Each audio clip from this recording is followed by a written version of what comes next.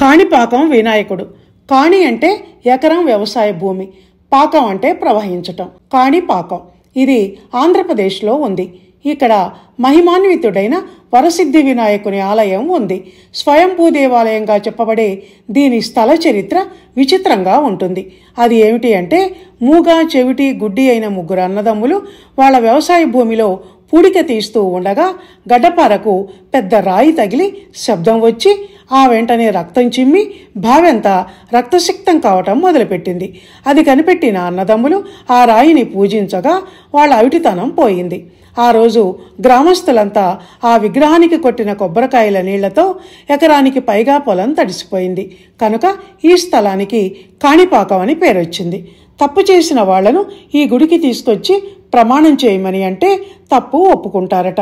అందుకే ఈ దేవుడికి సత్య ప్రమాణాల దేవుడు అని పేరు. ధన్యవాదాలు.